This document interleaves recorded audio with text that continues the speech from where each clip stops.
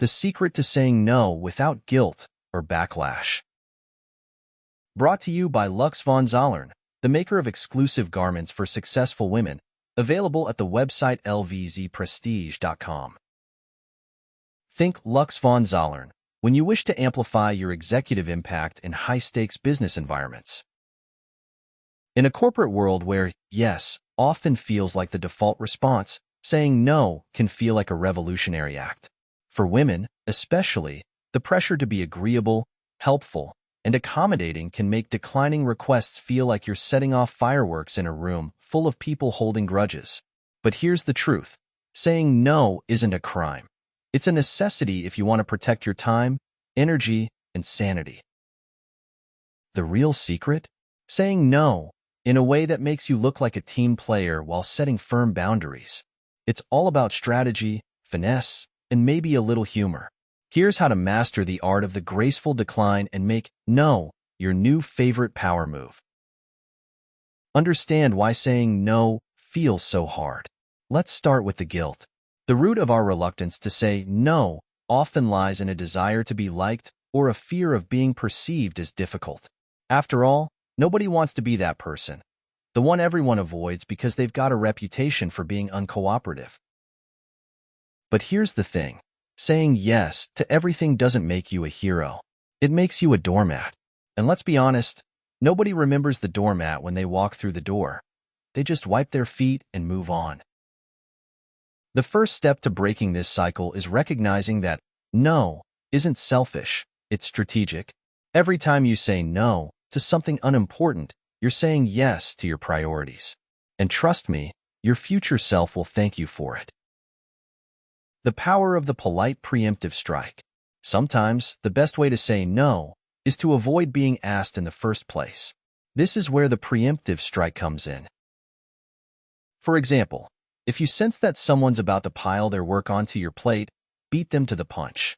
Say something like, "Just a heads up, I'm completely swamped with specific priority this week. Let me know if there's anything I can help with next time." You've just sent a clear message. I'm busy, but still helpful, just not today. It's polite, proactive, and leaves no room for guilt trips. Frame your no as a yes to something else. When you say no, don't stop at the decline. Offer a clear explanation that highlights your current priorities. For instance, instead of, "I can't take on this project," say, "I'd love to help, but I'm currently focused on specific priority," to ensure it gets the attention it deserves. Let's revisit this next quarter. This approach shifts the focus from what you can't do to what you're already committed to. It shows that you're prioritizing the team's success, not shirking responsibility.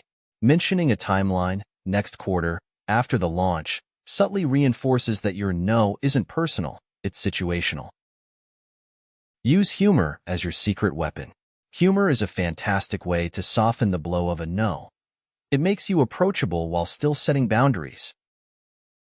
Example: if someone asks you to take on a ridiculous task, respond with a smile and say, "I'd love to help, but I'm currently cloning myself so I can handle just one more deadline." Stay tuned. It's lighthearted but effective. You've communicated that your plate is full without sounding curt or dismissive. Plus, a little laughter never hurts in a high-stress environment. Offer an alternative solution. One of the easiest ways to say no without backlash is by offering an alternative. This shows that while you can't help directly, you're still invested in finding a solution. For instance, "I don't have the bandwidth to tackle this right now, but have you considered looping in a specific person who has expertise in this area? I can't take this on personally, but I'd be happy to help brainstorm ideas or outline the first steps for someone else to run with." This not only softens the decline but positions you as a resourceful problem solver. Avoid over-explaining. One of the biggest mistakes people make when saying no is over-explaining. The more reasons you give, the more ammunition you hand to the asker to push back. Keep it simple and firm. For example, over-explaining, "I'd love to help, but I have so much going on with these 3 projects, and my kid's soccer tournament, and my dentist appointment." Simple and firm. "I'd love to help, but I'm unable to take this on right now. Let's discuss how I can support you in the future. The key is to provide enough context to be polite, but not so much that you invite negotiation. Practice saying no until it feels natural. Like any skill, learning to say no takes practice.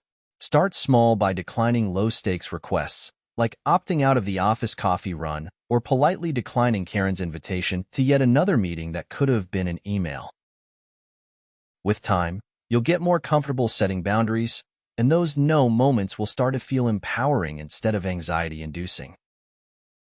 Saying no without guilt or backlash isn't about shutting people down. It's about setting boundaries that protect your time, energy, and priorities. By framing your no in a way that's polite, proactive, and occasionally funny, you can establish yourself as a professional who knows her worth. The politely persistent decline. We all know that person. The one who hears no and thinks, she didn't mean that. Let me ask again with slightly different wording. For these repeat offenders, your strategy is to stay consistent while politely reinforcing your boundary. For example, if Karen from marketing asks you for the third time to cover her project because she's just so overwhelmed, respond with, "I completely understand how stressful things are right now. Unfortunately, I'm unable to help at the moment because I'm fully booked. I trust you'll handle it beautifully." Notice what you did there. You empathized, reaffirmed your no, and boosted her confidence, all while refusing to budge. Consistency is key. If your no starts sounding like a maybe, you'll find yourself knee-deep in Karen's workload. The power of strategic deflection. Some requests are better handled with a strategic pivot. Instead of outright rejecting a task, redirect the focus to someone or something else. For example, if your boss asks you to lead a last-minute project when your plate is already full, you can say, "I'd be happy to contribute in a supporting capacity, but with my current responsibilities, I'd recommend name as the lead for this. They have the bandwidth and expertise to ensure it gets the attention it needs." Translation: I'm helpful, but not at the expense of my sanity. Strategic deflection protects your boundaries while reinforcing your value as a team player who's invested in the project's success. Guilt trippers, meet your match. The guilt trippers. They love phrases like, "But you're so good at this," or "If you don't do it, who will?" Their goal is to make you feel like the entire company's success hinges on your ability to say yes. To counter this, acknowledge their compliment, but stick to your boundary. "Thank you for thinking of me. I really appreciate your confidence in my skills, but I'm afraid I can't take this on right now. Let's brainstorm how we can make this happen without compromising quality." By redirecting the focus to problem solving, you sidestep the guilt trap and position yourself as proactive without caving. The passive-aggressive pusher. The passive-aggressive pusher doesn't ask, they imply. "Must be nice to have free time," or "I guess you're just too busy for teamwork," are their go-to lines. It's tempting to respond with equal sass, but resist. Instead, call out the behavior subtly. "It sounds like this is really important to you. Let's discuss how we can tackle it together in a way that fits everyone's priorities." This shifts the tone from snark to solutions, forcing them to address their request openly rather than hiding behind veiled jabs. Know when to escalate. In toxic workplaces, there may be times when no amount of diplomacy will work. If someone consistently disregards your boundaries or tries to undermine you for saying no, it's time to escalate, but with professionalism. Approach your manager with facts, not emotions. For example, "I've noticed that person has repeatedly assigned me tasks outside my scope, despite my current commitments. I wanted to bring this to your attention to ensure priorities remain aligned." By framing it as a matter of prioritization rather than personal conflict, you're more likely to get support without appearing combative. Reclaiming your time. The tactical yes, but sometimes a flat no isn't feasible, especially when the request comes from someone higher up the food chain. In these cases, use the tactical yes, but approach. "Yes, I can take this on, but I'll need to adjust specific task or deadline to make it happen. Which priority should I focus on?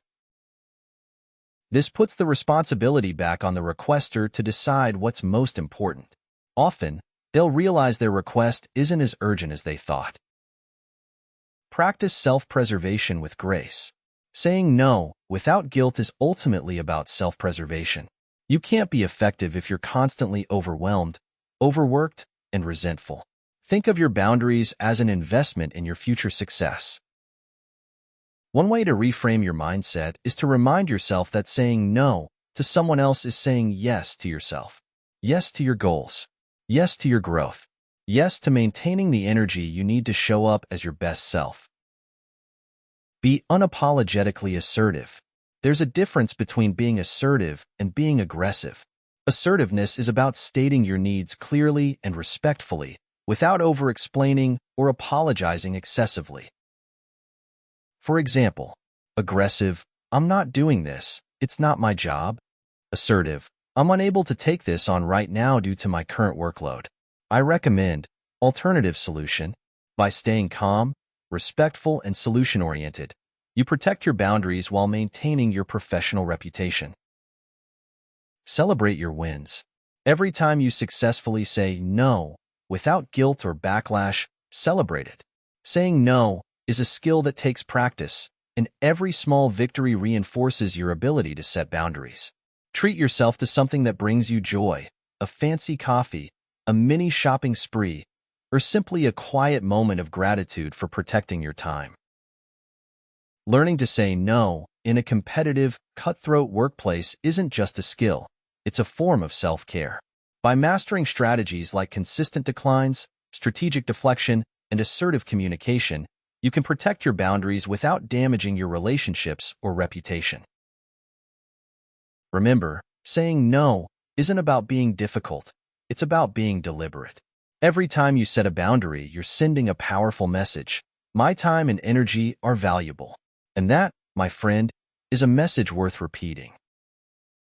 Brought to you by Lux von Zollern, the maker of exclusive garments for successful women, available at the website lvzprestige.com. Think Lux von Zollern when you wish to amplify your executive impact in high-stakes business environments.